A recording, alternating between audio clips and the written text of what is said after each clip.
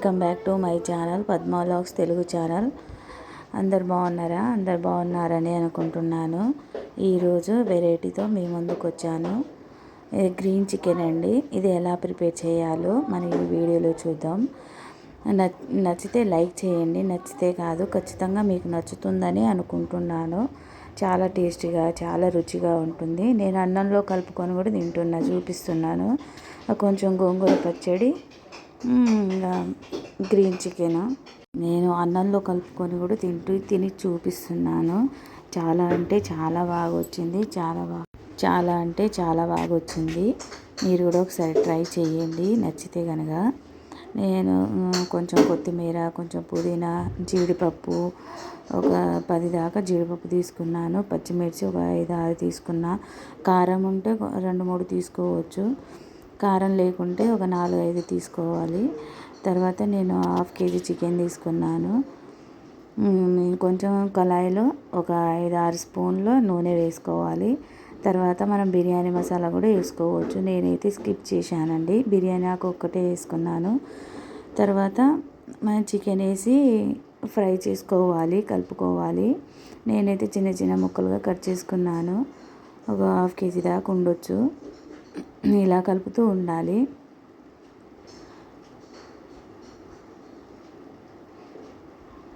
కలుపుతూ ఉన్నప్పుడు కొంచెం సాల్ట్ వేసుకోవాలి, కొంచెం పసుపు వేసుకోవాలి. అప్పుడు కొంచెం ఇంకా కలుపుకోవాలి. కలుపుతూ ఉండాలి. మధ్య మధ్యలో నీళ్ళంతా ఎక్కిపోయేంత వరకు కలుపుతూ ఉండాలి. అలా అయితేనే టేస్ట్ చాలా బాగా వస్తుంది. ఇలా మధ్య మధ్యలో కలుపుతూ ఉండాలి. కింద మాడిపోకుండా చూసుకోవాలి. దగ్గరుండి చేసుకుంటేనే చాలా రుచిగా, చాలా టేస్టీగా వస్తుంది. మీరు కూడా ఒకసారి ట్రై చేయండి. ఖచ్చితంగా మీకు నచ్చుతుందని అనుకుంటున్నాను.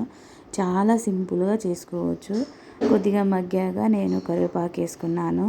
మీరు కూడా అలానే వేసుకోవచ్చు. నేను ఎలా చేశానో మీరు కూడా అలానే ఒకసారి ట్రై చేయండి. చాలా అంటే చాలా బాగుంటుంది. చాలా టేస్టీగా కూడా వస్తుంది. మధ్య మధ్యలో కలుపుతూ ఉండాలి. వాటర్ మొత్తం ఇంకిపోయాక నూనె బయటికి వచ్చేంత వరకు వేగనీయాలి. తర్వాత నేను పెరుగు వేసుకుంటున్నాను. ఏదైనా వేరే క్రీమ్ అని అనుకుంటారేమో కానీ పెరుగు వేసుకుంటున్నాను. పెరుగు వేసుకొని బాగా కలుపుకోవాలి.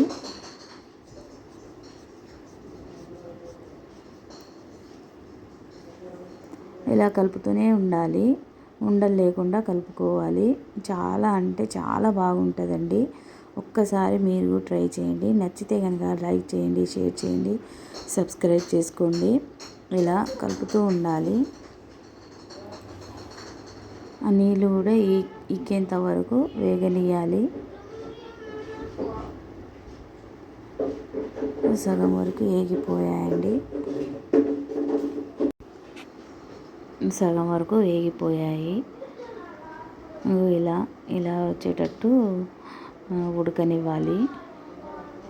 కొంచెం సిమ్లోనే వేసుకోవాలి. తర్వాత ప్రాసెస్ ఏంటిదా అనేది కొత్తిమీర తీసుకున్నాను, పుదీనా తీసుకున్నా, కొత్తిమీర కొన్ని తీసుకున్నాను, పచ్చిమిర్చి వేసుకున్నా. ఒక 5-6 పచ్చిమిర్చిలు వేసుకున్నాను. ఒక 10-15 దాకా జీడిపప్పు వేసుకున్నాను. తర్వాత అల్లం వెల్లుల్లి పేస్ట్ వేసుకున్నాను. మీ దగ్గర ఏది లేకున్నా అల్లం ముక్కలైనా వేసుకోవచ్చు, వెల్లిపాయ ముక్కలు అవి కూడా వేసుకోవచ్చు. వేసుకొని కొంచెం వాటర్ పోసి మిక్సీ పట్టుకోవాలి. మెత్తగా పట్టుకోవాలి. ఇలా అయితేనే చాలా బాగా వస్తుంది. బరకగా ఉంటే మంచి రుచి నవ్వదు. ఇలా చికెన్ ఫ్రై అవ్వాలి. ఎట్లా అయ్యిందో చాలా బాగా వచ్చిందండి. మీరు కూడా ఒకసారి ట్రై చేయండి. ఇప్పుడు మనం మిక్సీ పట్టుకున్న కొత్తిమీర పేస్ట్ ఉంది కదా, గ్రీన్ కలర్ది, అది వేసుకోవాలి.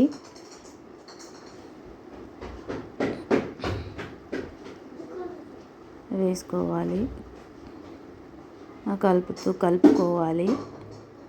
మొత్తం ముక్కలకి పట్టేంత వరకు కలుపుకోవాలి. ఇప్పుడే వాటర్ వేసుకోవద్దండి. కొంచెం పచ్చివాసన పోయేంత వరకు వేగనివ్వాలి. ఇలా కలుపుతూనే ఉండాలి. కింద మాడిపోకుండా చూసుకోవాలి. మంట మాత్రం మీడియం మంట మీదనే ఉంచాలి. ఇలా ఒక 10 నిమిషాలు వేగనివ్వాలి. ఒక 10 నిమిషాల తర్వాత ఇలా అయిపోతుంది. నూనె పైకి వస్తుంది కదా, అప్పుడు కొంచెం కలుపుకోవాలి. అలానే కలుపుకుంటూ ఉండాలి. తర్వాత కొంచెం ఇలా ఈ క్వాంటిటీ వచ్చేంత వరకు కలుపుకోవాలి. తర్వాత ధనియాల పొడి వేసుకోవాలి. ఒక టేబుల్ స్పూన్ ధనియాల పొడి వేసుకోవాలి. ఒక టేబుల్ స్పూన్ కారం వేసుకోవాలి. కారం అంటే నేను పచ్చిమిర్చి కొంచెం కారం తక్కువ ఉంది కాబట్టి నేను 1 స్పూను కారం వేసుకున్నాను. మీరు ఎక్కువ కారం ఉంటే కొంచెం తక్కువ చేసుకొని వేసుకోవచ్చు కారం. అలా కలుపుతూ ఉండాలి. కలిపి ఒక 5 నిమిషాల వరకు ఉండాలి. ఒక 5 నిమిషాల దాకా ఉండాలి. ఇలానే మగ్గనివ్వాలి. తర్వాత కొన్ని వాటర్ పోసి ఉడకనివ్వాలి.